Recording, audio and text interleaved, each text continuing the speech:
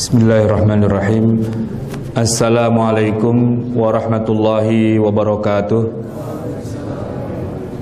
Hadirin jamaah yang dimuliakan Allah, mari kita awali kajian kita dengan sama-sama kita membaca basmalah. Bismillahirrahmanirrahim. Alhamdulillah wassalatu wassalamu ala Rasulillah, amma ba'du. Mandi janabah yang menjadi tema kita pada hari ini insyaallah akan kita selesaikan dalam beberapa menit ke depan. Kita akan awali kajian ini dengan pengertian atau definisi apa yang dimaksud dengan mandi janabah. Para ulama menyebutkan bahwa mandi janabah itu adalah isti'malu ma'in tahurin, menggunakan air yang suci, fi jami'il badan, yang diratakan ke seluruh badan, ala wajhin makhsus bi syurutin wa arkanin, dengan bentuk yang atau cara yang tertentu, dengan syarat-syaratnya dan segala rukun-rukunnya. Jadi mandi janabah itu intinya adalah membasahi seluruh tubuh kita dengan air. Dan kalau bukan dengan air namanya bukan mandi. Dan kemudian yang lebih penting lagi adalah jami'il badan, itu seluruh tubuh kita, segala yang kira-kira akan menjadi penghalang, maka itu harus dihilangkan terlebih dahulu. Karena tidaklah sah dikatakan mandi janabah kalau masih ada wilayah-wilayah tertentu, bagian tertentu, area tertentu yang tidak terkena air dari tubuh kita. Kemudian yang kedua, kita bicara tentang apa saja yang mewajibkan mandi janabah. Para ulama berbeda-beda pendapat dalam apa saja yang mewajibkan dan yang tidak mewajibkan, tapi setidak-tidaknya mereka menyepakati ada 6 hal yang sekiranya itu terjadi pada diri kita, maka wajiblah kita untuk melakukan mandi janabah lantaran kita berhadas. Hadasnya adalah hadas besar. Yang pertama adalah khurujul mani, keluarnya air mani, dengan dasar sabda Rasulullah sallallahu alaihi wasallam, al-ma'u minal ma'i, air itu dari air. Ini terjemahan secara harfiahnya. Tapi yang dimaksud dengan al-ma'u yang pertama, air itu maksudnya air yang kita gunakan buat mandi. Itu minal ma'i, jadi wajib untuk kita mandi itu gara-gara adanya air. Air yang kedua maksudnya air mani. Jadi jamaah sekalian, orang yang keluar mani, apapun sebab dan bagaimanapun cara keluarnya, kalau memang yang keluar itu mani, maka itu adalah penyebab yang nomor 1. Nah jamaah sekalian, bagaimana dengan mimpi? Mimpi tidaklah mewajibkan mandi janabah, tidak wajib. Makanya sebenarnya istilah wah kalau sudah mimpi udah wajib tuh sholat, enggak juga. Mimpi apa dulu, ya kan? Dan kalau hanya terjadi pada alam mimpi, dalam kenyataannya ternyata tidak keluar mani, ya tidak juga. Wah mimpi jadi pengantin baru, ya kan? Dapat 2 ronde katanya begitu. Ini bukan masalah mimpi atau tidak mimpinya, tapi yang mewajibkan mandi janabah itu keluar mani. Walaupun tidak pakai tidur, tidak pakai mimpi, tapi kalau keluar mani, maka itu adalah yang menyebabkan kita wajib mandi janabah. Al-ma'u minal ma'i, bukan al-ma'u minal ihtilami, bukan. Air yang mewajib, ya air yang kita gunakan buat mandi janabah itu kenapa kok harus kita mandi? Lantaran ada air yang keluar, yaitu air mani. Nah, kemudian yang berikutnya adalah hadis di mana Rasulullah SAW juga pernah ditanya, fahal 'alal mar'ati al-ghuslu idza ihtalamat, apakah perempuan itu wajib mandi juga kalau dia ihtalamat, kalau dia mimpi.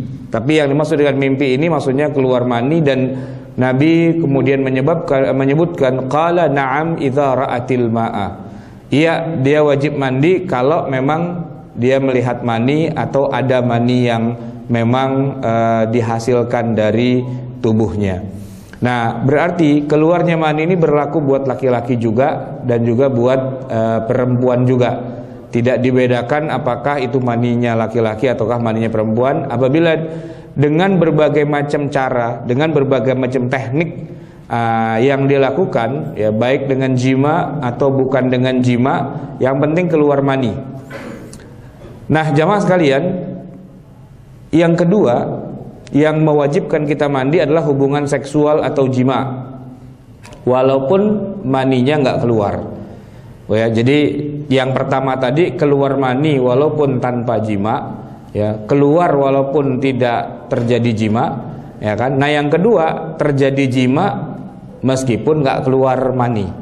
Nah, apa yang dimaksud dengan hubungan seksual atau jima itu para ulama sudah menyebutkan batasannya. Apa? Ghiyabu ra'sidz zakari ay al-hasyafah, lenyapnya ujung kemaluan laki-laki. Ya, ujungnya itu hilang gitu ya. Hilang di mana? Bukan dipotong, fi farjil mar'ati. Hilang di dalam kemaluannya wanita. Ini ngomong rada porno sedikit, Pak. Tapi ini fikih ya, jadi harus tahu, Pak. Saya masuk dikit doang, Ustadz. Nah, ini dikit doang tuh batasnya apa? Kepalanya hilang. Nah, roksun itu artinya kepala, Pak. Enggak, Pak Ustadz, kepala saya ada. Bukan yang itu kepalanya, yang lain lagi gitu. Kepala yang satu lagi. Emang ada? Nah, mikir dah begitu ya. Walau min ghairi inzalil mani, meskipun masuk sedikit itu tidak sampai mengeluarkan mani. Jadi yang penting masuk walaupun nggak keluar. Kalau yang nomor satu, Pak, keluar mani walaupun nggak sampai masuk. Jadi yang pertama itu keluar walaupun tidak masuk. Nah kalau yang kedua masuk walaupun tidak keluar. Ingetin aja itu ya. Keluar walaupun tidak masuk. Ya, yang kedua masuk walaupun tidak keluar. Ini yang belum nikah mohon pulang duluan dah begitu ya. Dia bingung, masuk nggak keluar, keluar nggak masuk, maksudnya apa begitu. Boleh pulang duluan dah kalau yang belum nikah gitu ya. Jamaah yang dimuliakan Allah, dasarnya kenapa orang hubungan seksual nggak keluar mani itu kok tetap dikatakan janabah? Ini hadisnya.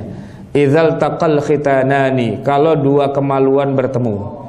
Au massal khitanul khitana, atau satu kemaluan ketemu ya, bersentuhan dengan kemaluan yang lainnya, wajabal ghuslu, maka wajiblah untuk mandi. Fa'altuhu ana wa rasulillahi faghtasalna. Aku di sini adalah Aisyah ya, melakukannya bersama Rasulullah dan kami pun mandi gitu. Ini kelihatannya hadis biasa-biasa aja, Pak. Cuman kalau yang baca, yang ngomong Aisyah, yang dengar adalah istri Nabi yang lain, asik juga tuh. Nah, begitu.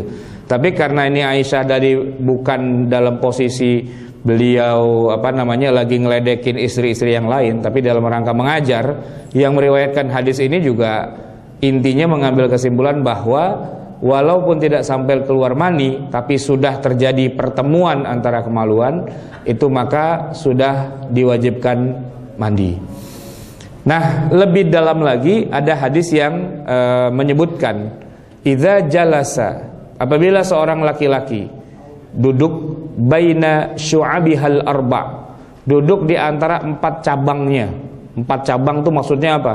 Jadi istri itu dianggap punya 4 cabang. Cabang pertama tangan kanan, cabang kedua tangan kiri, cabang ketiga kaki kanan, cabang keempat kaki kiri. Nah kalau dia duduk di tengah-tengahnya itu, gitu ya, bahasanya rada-rada vulgar. Summa jahadaha, kemudian dia melakukannya dengan sungguh-sungguh, faqad wajabal ghuslu, maka sudah wajib untuk melakukan mandi, wa illam yunzil, walaupun tidak keluar mani.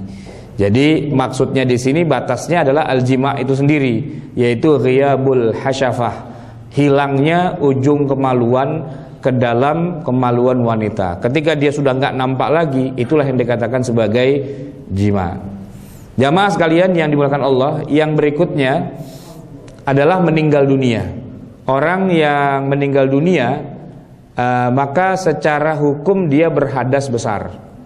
Nah, oleh karena itu maka wajiblah atasnya mandi. Tapi karena dia nggak bisa mandi sendiri, maka harus dimandiin, ya. Dan oleh karena itu orang meninggal yang belum kita mandiin, Pak, itu belum boleh untuk dikafani dan juga belum boleh untuk disolati, termasuk juga belum boleh untuk dikuburkan. Nah, kalau begitu berarti harus dimandikan. Ya, dimandikan dulu, itu urutan yang pertama. Setelah dia bersih dari najis dan juga dari hadasnya, maka barulah boleh untuk disolatkan. Nah biasanya kan kita kalau menyolatkan jenazah itu di dalam masjid gitu ya. Ya jenazah yang belum dimandikan belum boleh masuk ke dalam masjid lantaran dia sedang berhadas besar. Cuma dalam hal ini yang memandikan kita ini semua sifatnya menjadi wajib buat kita, walaupun jenis kewajibannya bukan kewajiban yang bersifat fardu ain tapi fardu kifayah. Satu orang aja udah mandiin berarti udah selesai urusannya. Berikutnya ini kita masuk kepada wilayah para wanita. Ini wajibnya mayat kita mandikan itu dengan hadis ini. Ighsiluhu bima'in wasidrin. Mandikanlah dia dengan air dan daun bidara, sidr. Ya, sidr ini maksudnya adalah sebagai pewangi ya, yang membuat jenazah ini tidak busuk, tidak berbau yang tidak sedap dan sebagainya, menghilangkan semuanya itu dengan daun bidara. Tapi intinya lah mandinya itu dengan air. Berikutnya yang nomor 4, penyebab mandi itu adalah haid. Sebagaimana sabda Rasulullah SAW, "Idza aqbalatil haidu fada'i as-salata." Kalau haid tiba, ya sudah hadir waktunya untuk haid, fada'i as-salata, maka kalian wajib meninggalkan sholat, tidak boleh mengerjakannya. Fa idza dzahaba qadraha faghsili ankid dama wa sholli. Nah, nanti apabila telah selesai dari haid maka ya mandilah, ya faghsili, mandilah, dan kemudian sholatlah kembali. Jadi jamaah sekalian, yang mewajibkan mandi janabah nomor 4 adalah haid. Tetapi satu hal yang perlu kita catat bahwa kebanyakan para wanita yang sedang haid itu mereka tidak hafal jadwal haidnya yang yang bisa ditetapkan waktunya secara pasti. Seringkali kalau datangnya haid gampang, tapi berhentinya haid itu yang kadang-kadang agak susah. Dan disinilah sebenarnya terjadi hal-hal yang perlu sedikit kita perhatikan secara lebih dalam. Contohnya begini, Pak. Sekarang ini kan banyak para wanita yang tidak hanya di rumah, tapi juga dia kerja keluar. Entah itu dia di kantor, entah itu dia mengajar, entah dia di pasar dan sebagainya. Nah ketika dia berangkat dari rumah itu dalam kondisi lagi haid. Tetapi di tengah hari, ya, ketika sudah masuk waktu zuhur, ternyata haidnya berhenti. Darahnya sudah tidak keluar lagi. Nah dalam keadaan seperti ini jamaah sekalian, sholat yang tadinya tidak boleh kemudian berubah menjadi wajib. Tapi tidak boleh sholat kalau belum mandi janabah. Nah dalam kondisi kalau di rumah nggak masalah, ya kan. Zuhur katakanlah jam 1, jam setengah 2, dia mau sholat gampang, ada kamar mandi. Yang agak sulit itu kalau dia lagi di kantor, dan kantornya model-model kantor yang kamar mandi atau toilet sih ada, tapi modelnya nggak bisa buat mandi jebar-jebur, mandi janabah. Nah ini bagaimana langkahnya? Ada beberapa cara. Yang pertama ya tentu saja cari kamar mandi yang bisa buat mandi. Di mana kayak gitu, apa di kamar mandi umum atau di toilet, pom bensin atau di mana tidak harus di gedung kantornya. Yang kedua, mandi janabah itu sendiri sebenarnya juga tidak harus airnya muncrat-muncrat kemana-mana. Karena nanti kita akan bahas bahwa ternyata Rasulullah SAW ketika mandi janabah, air yang beliau butuhkan itu ternyata sangat-sangat sedikit. Ya, karena intinya mandi janabah itu cuma membasahi seluruh tubuh saja. Nah anggaplah misalnya tempat untuk mandi janabah betul-betul tidak ada dan tidak memungkinkan mandi janabah, tetap saja sholat wajib untuk dikerjakan, ya kan, baik itu zuhur atau asar atau maghrib. Tetapi kalaulah belum mandi janabah, maka sholat itu belum boleh dikerjakan. Di satu sisi sholat itu wajib, tapi di sisi yang lain tidak sah kalau dikerjakan. Nah buah si malakama ini ada jalan keluarnya jamaah sekalian, yaitu dengan bertayamum. Bertayamum, karena tayamum itu sifatnya adalah membolehkan sholat. Ya, nanti akan kita bahas insyaallah pada, kalau masih ketemu waktunya sekarang, nanti kita di bagian akhir, atau kalau enggak pada pertemuan berikutnya, bahwa ternyata tayamum itu bukan hanya sekedar pengganti dari wudu, tetapi juga pengganti dari mandi janabah. Oleh karena itu cukuplah bagi seorang wanita yang tidak memungkinkan baginya untuk mandi janabah, dia bertayamum dengan menggunakan tanah. Hanya saja nanti ada konsekuensinya, bahwa untuk sholat yang berikutnya lagi, katakanlah dia tayamum untuk sholat zuhur, untuk sholat asarnya dia harus tayamum lagi, untuk sholat maghribnya dia harus tayamum lagi, untuk sholat isyaknya dia pulang aja lah gitu. Karena kalau udah maghrib biasanya udah pulang. Nanti sholat isyaknya di rumah saja dengan mandi janabah yang sesungguhnya. Karena apa? Karena tayamum itu pengganti yang sifatnya sementara. Dia tidak menjadi pengganti mandi janabah secara mutlak. Sehingga orang kalau sudah mandi kalau dia harusnya mandi janabah tapi tidak ada air atau tidak mungkin pakai air, lalu kemudian dia tayamum, kemudian dia sholat. Saat sholat itu misalnya tiba-tiba turun hujan, maka tayamum yang tadi dia lakukan itu tidak sah. Dan oleh karena itu dia harus mandi janabah lagi, ya, kemudian baru mengerjakan sholat lagi. Berikutnya jamaah yang dimuliakan adalah nifas, ya. Nifas dengan haid hampir seluruh ulama sepakat mengkias semua hukum-hukum yang berlaku pada haid itu dikiaskan semua pada hukum-hukum yang berlaku pada nifas. Sehingga kalau orang haid tidak boleh sholat, maka nifas pun tidak boleh. Kalau orang haid suci itu harus mandi, maka nifas pun begitu juga. Kecuali perbedaannya hanya pada durasinya dan penyebabnya.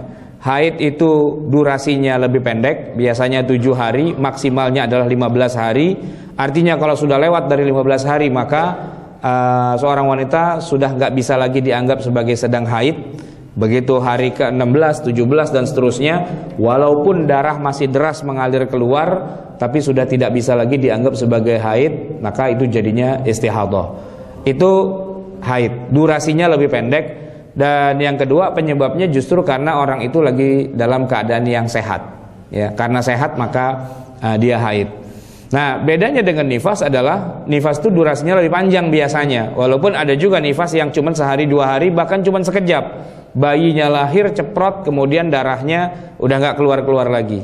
Tapi jangan dikira bahwa wanita yang melahirkan bayi dengan cara sesar itu tidak nifas. Jangan, ya. Dia tetap nifas juga.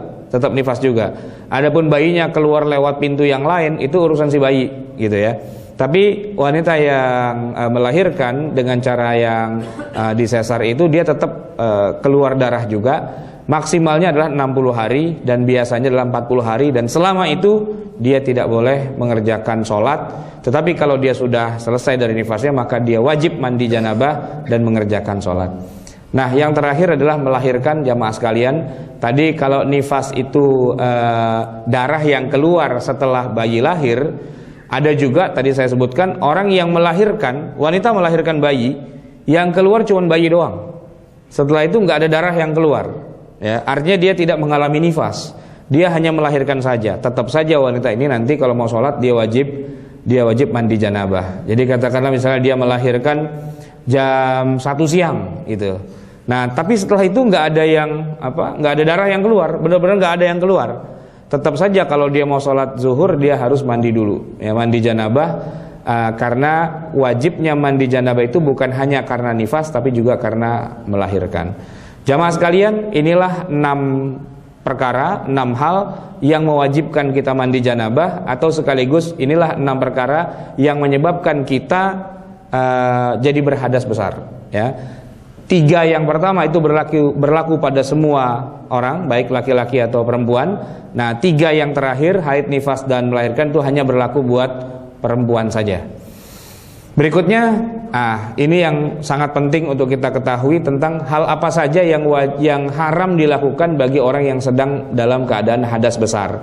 Yang pertama tentu saja adalah sholat, sebagaimana disebutkan di dalam hadis Muslim, la tuqbalu salatun bighairi tahurin.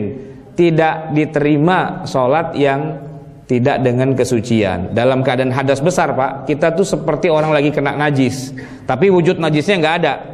Nah, dan untuk menghilangkannya bukan dicari mana ada bekas-bekas najisnya, karena memang tidak ada. Nah, untuk mengangkatnya atau menghilangkannya adalah dengan mandi janabah itu sendiri. Maka sholat, baik itu sholat fardu, sholat sunnah, sholat apapun dalam keadaan hadas besar itu hukumnya tidak sah. Termasuk bagian dari sholat adalah sujud, Pak.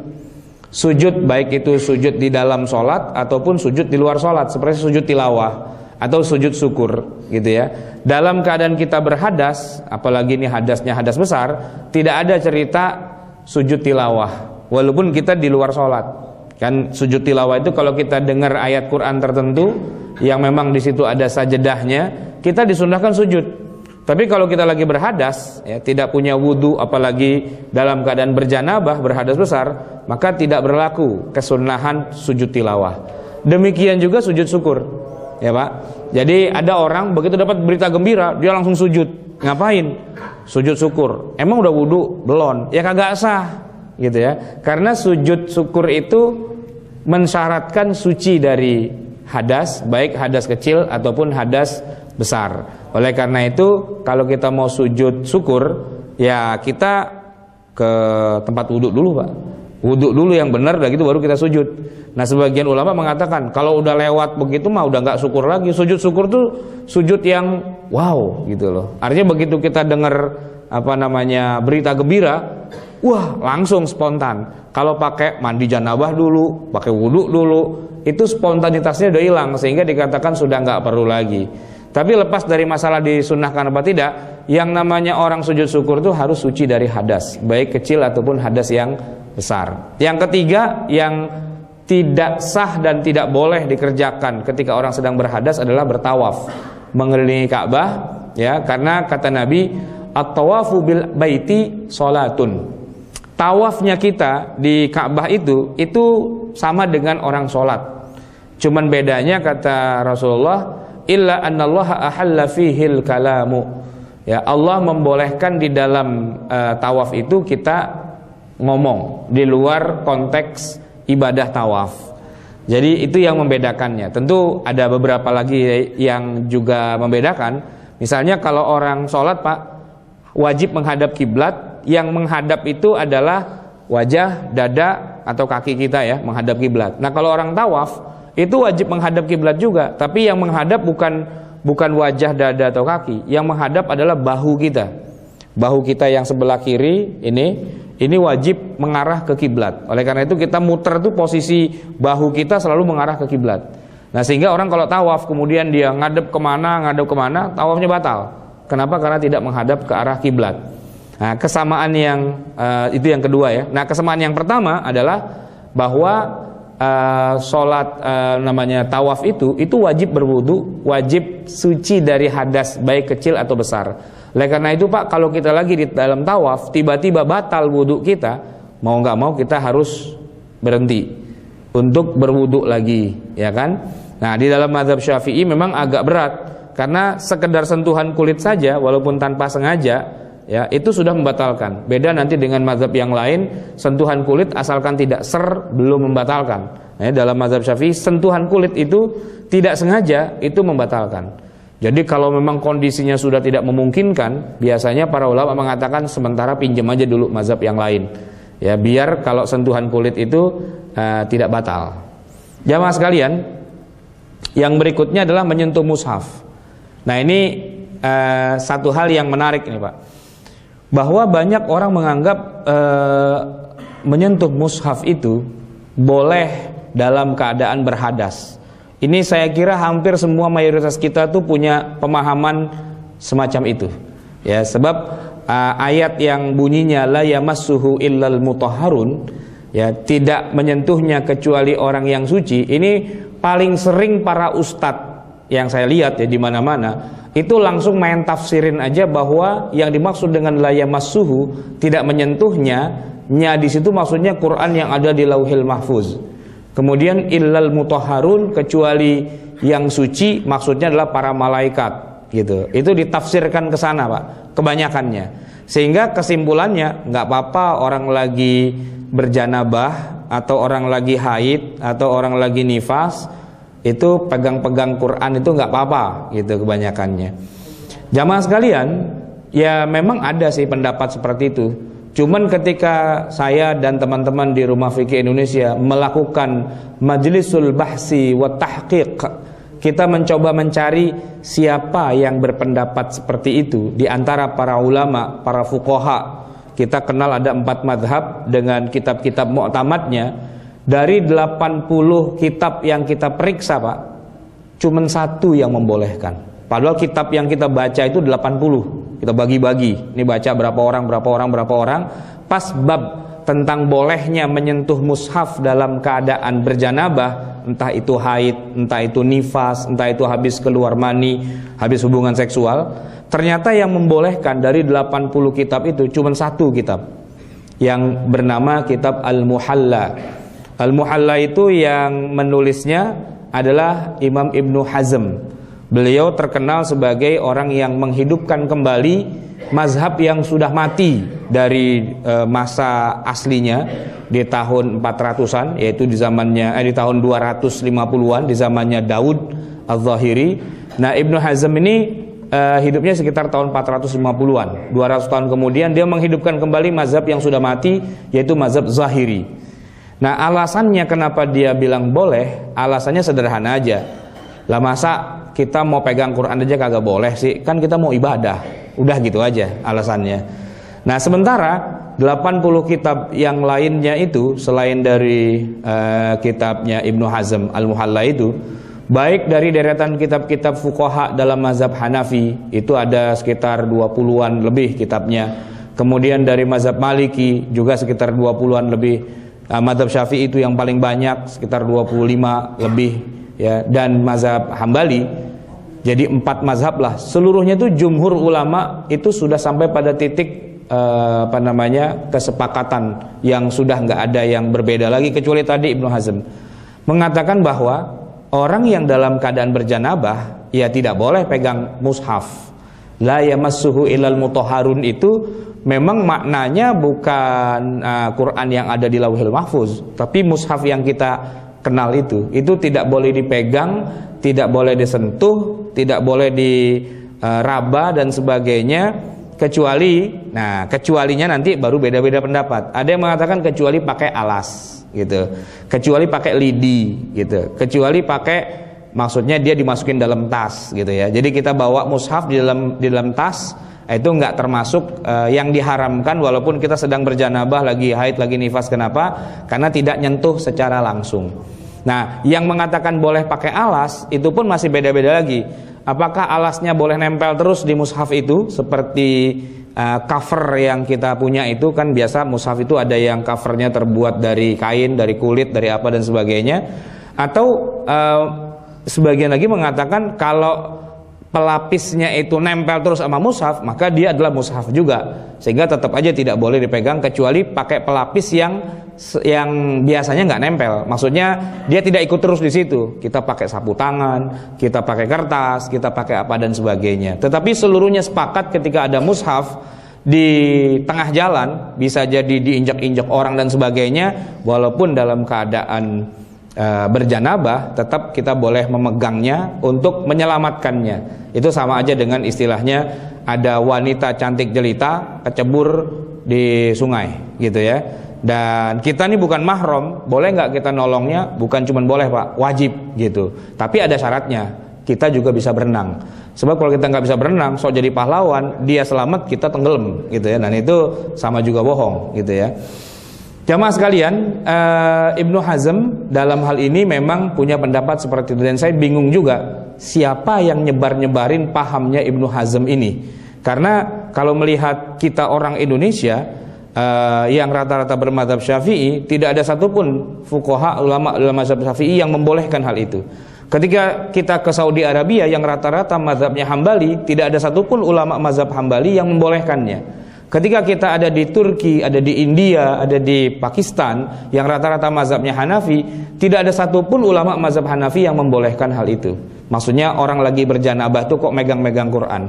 Dan ketika kita ada di Libya, Maroko, Tunis, Aljazair, termasuk ke wilayah Andalusia, itu juga ulama sana mereka mazhabnya Maliki, tidak ada satupun ulama mazhab Maliki yang membolehkannya. Tapi lucunya di Indonesia, Madhab zahiri yang sudah hilang beratus-ratus tahun lamanya itu berkembang di tengah masyarakat tanpa ketahuan siapa yang mengatakannya, gitu. Rata-rata cuman bilang aja, oh enggak kok, boleh kok, gitu. Boleh kok. Itu saya tanya, boleh kok yang bilang tuh siapa? Runutin ustadznya. Sampai ustadz yang paling tinggi saya tanya, dia bilang saya juga nggak tahu, saya cuma denger doang, gitu. Jadi rupanya banyak juga nih pendapat-pendapat yang gentayangan di tengah masyarakat, di copy paste sedemikian rupa oleh tokoh-tokoh yang sebenarnya dia bukan expert dalam bidang itu, tapi kemudian dia denger doang, katanya boleh. Oke, saya bilang katanya boleh, cuman pertanyaan sederhana aja, kata siapa? Nah gitu, sebutkan ulamanya yang membolehkan. Nah begitu berhenti ke ustadznya katanya si LC katanya. LC, oke. LC itu kan gelar sarjana, ya kan? LC-nya di mana? Gitu loh. Di Mesir, Ustadz. Oke, di Mesir. Dulu di Mesir LC-nya belajar apa? Oh, ternyata belajar ilmu tentang sastra Arab. Nah, selesai kan berarti kan? Selesai. Orang sastra itu nggak ngerti hukum syariah, Pak. Gitu. Walaupun LC, gitu kan? Atau orang sejarah. Oh, dulu belajarnya adab wa tarikh gitu. Tentang sastra dan sejarah umat Islam. Nah itu nggak usah ditanya yang begitu walaupun LC, karena saya juga punya ustadz sejak kecil saya ngaji sama ustadz itu, saya nggak usah sebutkan namanya, sampai gede gini hari itu ustadz sering telepon saya nanya masalah hukum.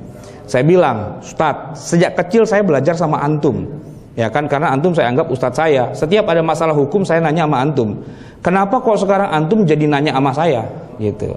Dia bilang, saya si LC memang, dan kuliahnya juga di Saudi juga gitu ya. Cuman asal antum tahu aja, saya dulu kuliah di Saudi itu jurusannya jurnalistik gitu. Kuliah jurnalistik, tahu kan Pak jurnalistik? Jadi wartawan. Lah kok antum jadi ustadz? Ya ente mau ngaji sama saya, ya saya ajarin begitu. Nah kalau sekarang ente udah ngerti ilmu fikih dan sebagainya, saya harus jujur, saya nggak mungkin jawab itu karena pasti jawaban saya nggak kena nih. Kenapa? Antum lebih tahu lebih banyak. Sekarang gantian saya ngaji sama antum, dia bilang begitu. Nah terus LC-nya, nah itu dia masyarakat kita Pak. Asal udah LC dianggap tahu semua urusan agama. Padahal kita nih yang benar-benar kuliahnya di Fakultas Syariah, jurusan perbandingan mazhab, ketika ditanya satu hal, kita pasti akan jawab, wah saya nggak bisa jawab sekarang. Kenapa? Saya mesti baca kitabnya dulu. Saya mesti lihat perbandingan mazhabnya dulu. Saya harus lihat dulu siapa yang mengatakan apa dan sebagainya. Tidak bisa langsung jawab semaunya. Kenapa? Karena kita punya tanggung jawab ilmiah, gitu kan. Makin tahu kita dengan ilmu itu, makin hati-hati. Anggaplah misalnya dokter gitu ya Pak. Dokter tuh makin dia spesialis, itu makin nggak mau ngasih jawaban. Ya begitu dilihat, diperiksa dan sebagainya, wah bapak harus cek darah dulu deh, bapak ke lab dulu deh, atau CT scan dulu deh. Dia nggak berani untuk mengambil kesimpulan. Beda sama dukun, Pak. Ya, alternatif tuh ya. Begitu kita masuk ke ruangan dia, oh bapak merasa ginjalnya nggak enak ya. Kok tahu? Oh saya bisa nerawang dari jauh. Nah itu dukun Pak. Gitu. Ini banyak ustadz yang dukun gitu sebenarnya itu ya. Dia nggak ngerti hukum syariah, dia nggak punya rujukan, dia nggak pernah duduk sehari pun di bangku kuliah di dalam bidang ilmu syariah, tiba-tiba ngeluarin fatwa. Kalau fatwanya begini, wallahu alam ya, tapi kalau menurut saya kayaknya ini deh, itu masih mending Pak. Tapi kalau fatwanya mengatakan semua salah, yang benar cuma saya doang gitu, nah ini Pak yang kacau balau dunia persilatan gitu ya. Dunia pengajian tuh kacau dengan ustadz-ustadz gadungan model kayak gini. LC, tapi bukan bidangnya gitu loh. Sama juga kalau antum tanya ke saya, Ustadz ini hadis sahih apa enggak? Itu kalau saya bilang sahih, saya tuh ustadz gadungan Pak. Kenapa? Karena jurusan saya bukan fakultas hadis gitu. Dan bukan expert saya di bidang itu. Ya saya akan jawab, wah itu bukan bagian saya. Nanya sama yang kuliahnya di jurusan hadis, baik S1, S2 atau S3-nya di hadis. Nah, beliaulah yang lebih punya kompetensi untuk mengatakan itu. Jamaah sekalian, balik lagi kepada urusan menyentuh mushaf. Jumhurul ulama 4 mazhab mengatakan bahwa orang yang berjanabah, entah itu dia keluar mani, entah itu dia hubungan seksual, entah itu dia meninggal, entah itu dia haid, nifas, atau dia melahirkan, maka haram hukumnya menyentuh mushaf. Termasuk juga hadis ini Pak, ini hadis sahih diriwayatkan oleh Imam Malik. Imam Malik adalah ulama besar ahli hadis yang Jauh sebelum zamannya Bukhari lahir, sebelum lahirnya Imam Muslim, sebelum lahirnya Imam As-Suyuti, sebelum lahirnya semua para ulama itu, Imam Malik adalah tokoh hadis nomor 1 di dunia.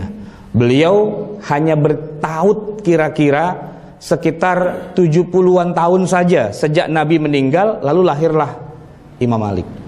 Dan kalau ada sebuah hadis yang meriwayatkan kok Imam Malik gitu ya, dari gurunya yaitu Nafi', kemudian maulanya Ibnu Umar, ya sudah, berarti itu adalah silsilah zahabiyah. Silsilah zahabiyah itu adalah silsilah hadis yang sangat kuat gitu, yang karena saking dekatnya sumber hadis ini kepada yang meriwayatkan. Sumber hadisnya adalah Rasulullah. Ya, Rasulullah ini muridnya adalah Ibnu Umar. Ibnu Umar tuh punya pembantu namanya Nafi'. Nafi' ini gurunya Imam Malik. Jadi kalau sudah Imam Malik yang meriwayatkan, yang lain minggir. Kenapa? Itu dikatakan silsilah zahabiyah, urut-urutan emas gitu loh. Nah, hadis ini bunyinya adalah alla yamassal qur'ana illa tahirun. Tidak boleh ada yang menyentuh Al-Qur'an kecuali dalam keadaan suci gitu. Sebagian orang yang baru kemarin sore belajar ilmu hadis bilang ini hadis dhaif gitu loh. Padahal kalau kita tes, kita adu gitu ya argumentasinya, dari mana ente bisa bilang dhaif? Kelayangan juga Pak, kelepek-kelepek juga. Kenapa? Karena ini silsilahnya silsilah zahabiyah. Tidak boleh ada orang menyentuh mushaf kecuali dia dalam keadaan suci dari hadas.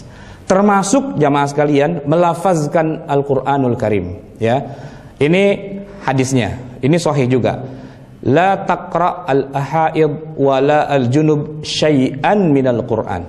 Ya, tidak boleh orang yang sedang haid, maksudnya wanita, walal junub, yaitu orang baik laki-laki atau perempuan tapi dalam keadaan janabah, ya, syai'an minal Qur'an. Ya, bagian-bagian tertentu dari ayat Al-Qur'an. Jangankan ayat Qur'an seayat penuh, Pak. Potongan ayat Qur'an aja nggak boleh. Gitu.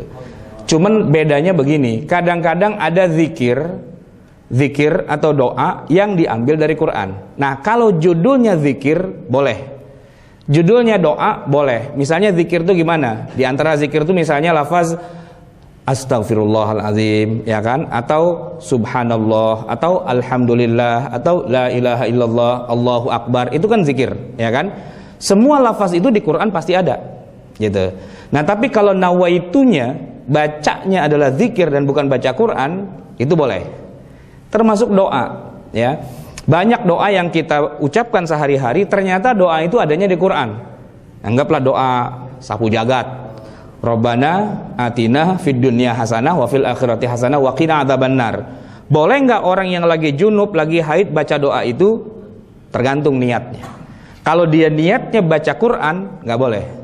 Tapi kalau niatnya dia cuma doa doang dan doanya dicuplik, ya, disadur, istilahnya diiqtibas dari ayat Al-Qur'an, tafadhol, silahkan. Niatnya bukan baca Al-Qur'an, tapi niatnya berzikir. La taqra al-haid walal junub syai'an minal Qur'an. Tidak boleh wanita haid atau orang yang sedang janabah membaca sepotong ayat Al-Qur'an. Kalau sepotong nggak boleh, kalau dua potong boleh nggak? Ya nggak boleh juga gitu ya. Sepotong aja nggak boleh, apalagi ayatnya lengkap.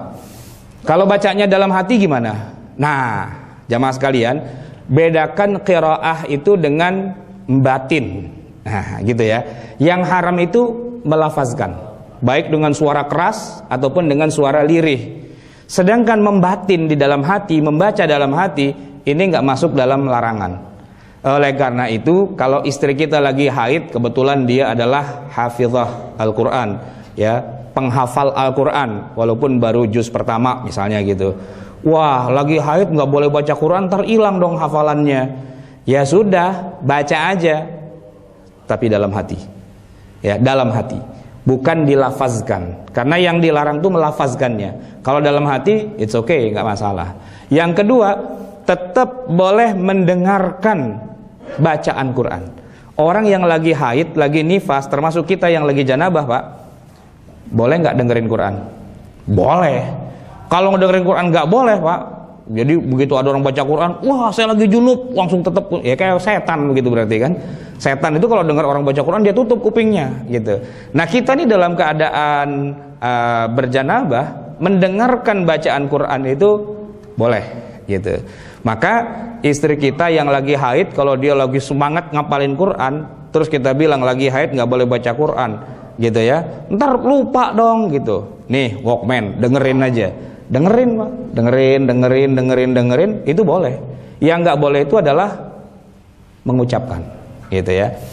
Gimana katanya ada pendapat ini bilang begitu, ini bilang begini dan sebagainya. Ada itu pendapat, itu semua memang ada. Hanya saja masalahnya pendapat itu tidak lahir dari pendapat yang mu'tamad gitu, yang kuat, yang bisa dipegang gitu. Pendapatnya dari pendapat si fulan, katanya boleh.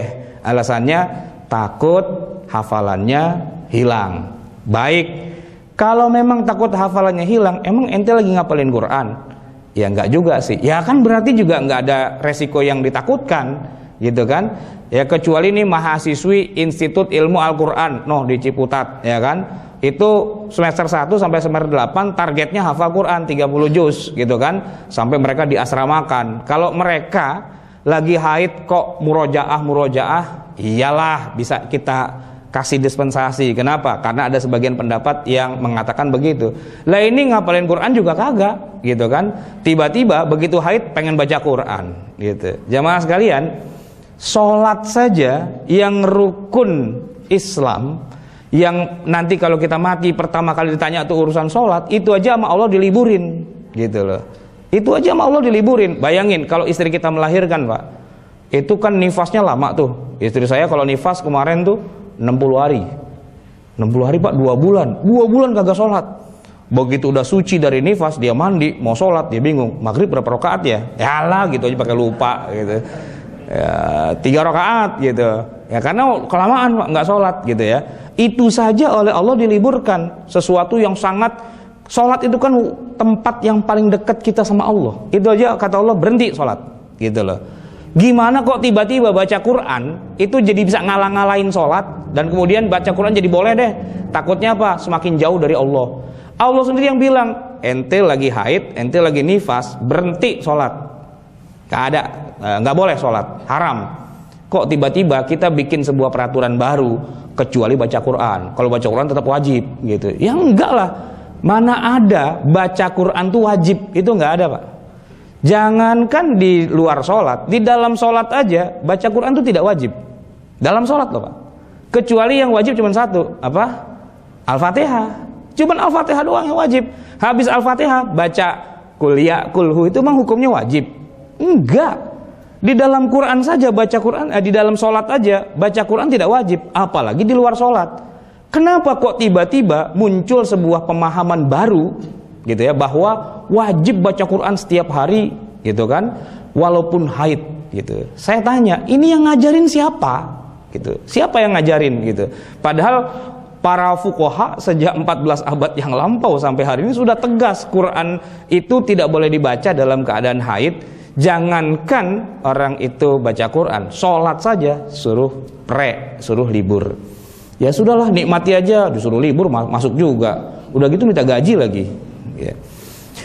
Ada Nabi ya sallallahu alaihi wasallam kana la yahjizuhu syai'un anil qiraatil Qur'ani illa al-janabah. Nabi ya tidak terhalang dari membaca Al-Qur'an. Jadi Nabi itu setiap hari mulutnya itu selalu baca Quran. Baca Quran terus, karena beliau hafal dan memang itu dipraktekkan tiap hari. Tidak ada satupun kesempatan Nabi itu kok berhenti dari baca Quran kecuali lagi janabah. Kalau beliau habis hubungan seksual dengan istrinya, itu berhenti baca Qurannya, enggak, kecuali setelah beliau mandi, gitu ya Pak ya. Nah begitu juga kita, gitu. Jangan sampai kemarin nggak pernah baca Quran, gini hari pas lagi janabah pengen banget baca Quran, ya mandi aja dulu. Nah begitu mandi kemudian kita boleh baca Quran lagi. Dan yang terakhir, masuk masjid. Orang yang sedang janabah, laki-laki nih Pak, kalau katakanlah dia anak muda ya, belum nikah, pengen banget nikah, cuman nggak kesampaian gitu ya, entah kenapa, mungkin cintanya bertepuk sebelah tangan atau bagaimana. Pemuda tidur di masjid, ya kan, bagus kan, karena diantara Allah yang Allah cintai itu kan adalah para pemuda yang hatinya bergelantungan di masjid gitu katanya. Jadi tiap malam tidur di masjid. Ternyata malamnya ngimpi ketemu calon bininya. Ya, ngimpi akad nikah dan malam pertama. Wah gitu. Jadi jam 2 malam tuh dia terbangun karena apa? Karena inzal, keluar mani. Di tengah malam itu Pak, di masjid itu, maka dia wajib keluar. Gitu, keluar masjid. Kalau di luar hujan gimana? Ya tetap keluar. Gitu. Sekalian mandi hujan, mandi janabah kan gitu ya. Tinggal balik lagi. Nah gitu. Itu laki-laki Pak. Perempuan gitu juga. Wanita yang sedang haid, yang sedang nifas gitu ya, itu tetap dilarang masuk masjid bukan karena takut darahnya ngotor-ngotorin masjid. Enggak. Gitu loh. Emang dikira zaman sekarang doang Pak ada yang namanya pembalut. Di zaman Nabi itu pembalut juga ada. Walaupun mereknya bukan Softtek gitu ya. Jadi nyebut merek gitu ya. Nah, gitu. Sudah ada. Dalam hadis Nabi itu disebutkan, ya Rasulullah, kami ini haid, tapi sudah lewat, masih terus juga darahnya keluar. Udah lewat 15 hari, apa yang harus kami lakukan ya Rasulullah? Darahnya keluar terus tuh. Kata Nabi, kamu mandi janabah. Tapi darah masih keluar. Ya, disumpel, kata Nabi. Gimana cara nyumpelnya? Kata Nabi, ampun dah. Ini istrinya, ajarin cara nyumpel bagaimana? Dia ajarin Pak. Ada, sumpel di zaman Nabi itu sudah ada. Gitu loh. Agar darah nggak koprat-kapret kemana-mana itu sudah ada, ya kan? Jangan dikira zaman Nabi itu, zaman purba, gitu. Jadi kalau orang haid tuh sambil jalan darahnya muncrat kemana-mana, gitu. Enggak, itu jelek banget cara memahami sirah nabawiyahnya, gitu. Wanita haid di masa Rasulullah tuh udah bisa nyumpel, biar darahnya nggak kemana-mana, ya kan? Nah, tetapi kenapa kok mereka nggak boleh masuk ke dalam masjid? Ini bukan masalah bab darahnya bisa ngotor-ngotorin masjid, bukan itu. Babnya adalah wanita yang sedang haid itu dalam keadaan junub. Nah, begitulah kemudian bunyi ayatnya, ya ayyuhalladzina amanu la taqrabus sholata wa antum sukara. Wahai orang yang beriman, janganlah taqrabus sholata, jangan kamu mendekati sholat. Jamaah sekalian, kira-kira yang muncul di kepala kita kalau dibilang jangan mendekati sholat, itu maksudnya apa? Iya, mendekati sholat tuh ngapain maksudnya? Mendekati masjid kan maksudnya, mendekati tempat sholat gitu. Mendekati sholat tuh bukannya wudu, bukan ya. Mendekati sholat tuh maksudnya la taqrabu maudhi'as shalah. Janganlah kamu mendekati tempat sholat, gitu. Wa antum sukara, kalau kamu dalam keadaan mabok, ya kan? Illa biri sabilin, gitu. Wala junuban. Yang kedua, kalau kamu dalam keadaan junub, lagi mabok nggak boleh masuk masjid. Jadi orang di masjid nggak boleh mabok, gitu ya. Yang kedua, wala junuban. Nah, dalam keadaan junub itu nggak boleh masuk masjid, kecuali kata ayat Al-Quran, illa abiri sabilin, kecuali numpang lewat doang. Dan itu sesuai dengan hadis Nabi yang lain, di mana Nabi pernah minta kepada Aisyah, Aisyah, tolong ambilin saya baju. Kata Aisyah, nggak bisa ya Rasul, saya lagi haid, nggak boleh masuk masjid. Nggak apa-apa, bawain aja kemari. Akhirnya kata Nabi suruh bawain, ya dibawain. Berarti kan Aisyah masuk masjid Pak, ya kan? Melanggar nggak ayat ini? Nggak. Kenapa? Illa abiri sabirin, boleh masuk asal lewat doang. Jadi begitu Aisyah datang ke masjid, masuk, kasih bajunya kepada Nabi, terus Aisyah keluar. Jadi kalau cuma numpang lewat doang boleh. Yang nggak boleh Pak, ikut pengajian sampai 2 jam di situ. Ustazahnya lagi, gitu kan? Ustazahnya lagi yang lagi haid, gitu. Nah ini Pak, ustazahnya mesti ngaji fikih dulu yang bener, gitu kan? Karena ustazahnya ternyata bukan lulusan dari fakultas syariah, fakultas psikologi, gitu. Terus ngomong tentang syariah, gitu. Ada orang nanya, ustazah kalau lagi haid boleh nggak kita ke masjid? Boleh, orang saya aja lagi haid. Nah, uzubillah min zalik, ya. Nah ini perlu belajar gitu. Jadi dalam hukum-hukum syariah itu ada hal-hal yang sudah disepakati oleh seluruh ulama. Kalaulah itu masih ikhtilaf, nggak masalah Pak. Kalau masih ikhtilaf ya, misalnya gini, sentuhan kulit laki-laki dan perempuan itu masih khilafiyah. Kata Syafi'i sentuhan kulit batal, kata Hanafi enggak. Oke, kita masih bisa toleran. Tapi kalau semua mazhab sudah sepakat bahwa masuk masjid itu tidak boleh orang haid, kita mau apa lagi? Siapa yang bilang boleh? Cuman satu Pak, Ibnu Hazm, gitu loh. Apa urusannya Ibnu Hazm bisa ngerusak semua yang sudah disepakati oleh para fuqaha? Ini penting Pak untuk kita ketahui. Saya aja baru tahu bahwa ternyata Ibnu Hazm doang yang bilang gitu, baru berapa bulan yang lalu Pak. Ketika saya dengan mahasiswa saya nih, anak Lipia, LC, yuk kumpul.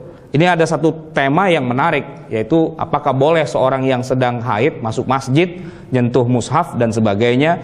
Ini kitab ada 80 judul. Satu judulnya ada yang 30 jilid, ada yang 20 jilid dan sebagainya. Tolong buka di dalam bab haid boleh nggak masuk masjid. Buka Pak, semua dibuka gitu kan. Nah yang menarik adalah ternyata kok nggak ada satupun yang bilang boleh ya. Dari madhab, bukan cuma madhab Syafi'i, madhab Hanafi bilang nggak boleh, nggak boleh, nggak boleh, nggak boleh, nggak boleh. Ada satu yang angkat tangan, Ustadz, saya ketemu nih bilang boleh. Kitab apa itu?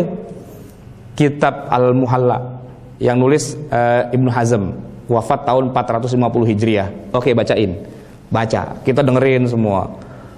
Dia bilang apa? Boleh. Orang mau ibadah kenapa dilarang-larang? Gitu jawabannya Pak. Orang mau ibadah kenapa dilarang-larang? Udah gitu doang. Ya. Lalu hadis-hadis yang tadi itu bagaimana? Nggak dipakai sama dia. Ayat Quran itu nggak dipakai gitu. Dia tafsirin ke sono, tafsirin ke sini, tafsir sana, tafsir sini. Akhirnya, nah cuman begini, yang saya heran, kenapa kok kitab satu-satunya itu malah yang ngetop di tengah masyarakat kita, yang dipakai dan di copy paste oleh semua ustadz. Saya juga bingung itu alurnya bagaimana kok semua ustadz bisa belajar itu. Tapi kalau saya tanya ustadz yang rada beneran, yang ngaji fikih dan punya kitabnya, saya tanya, itu emang boleh? Nggak ada, saya cari nggak ada yang bilang boleh. Iya emang nggak ada kan gitu loh. Saya bilang, nih ada satu yang bilang boleh. Siapa? Ibnu Hazm. Astagfirullah, Ibnu Hazm. Cuma Ibnu Hazm doang yang bilang boleh gitu loh. Dan Ibnu Hazm itu kalau udah bilang ajma'al fuqaha'u ala hadhil mas'alah, kalau sudah dibilang seluruh fuqaha sudah sepakat dengan masalah ini, terus tiba-tiba Ibnu Hazm bilang saya nggak sepakat, itu kata ulama kayak Asyuti dan sebagainya, Allah dicuekin aja, nggak usah dihitung, dia bukan ulama gitu. Jamaah sekalian, jadi Rasulullah pernah bersabda, la uhillul masjida li haidin wala junubin. Tidak aku halalkan masjid bagi orang yang junub ataupun yang sedang haid. Gitu ya Pak ya. Jadi bersabarlah ketika sedang haid ya. Nggak usah sholat, nggak usah baca Quran, nggak usah masuk masjid. Insya Allah nggak berubah jadi Yahudi kok. Nggak. Kenapa? Aisyah itu tidak sholat, Aisyah itu tidak baca Quran, Aisyah itu tidak masuk masjid, gitu loh. Kalau sampai bilang kalau nggak boleh, ntar kita jadi Yahudi, berarti nuduh Aisyah radhiyallahu anha sebagai Yahudi. Nah, gitu Pak. Jadi ini perlu dijelaskan secara lebih detail, gitu ya. Pendapat-pendapat para fuqaha yang mana yang khilafiyah dan seterusnya.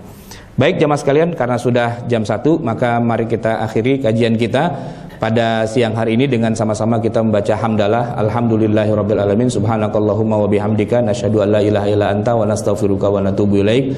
Wabillahi taufiq wal hidayah wal afu minkum. Assalamualaikum warahmatullahi wabarakatuh.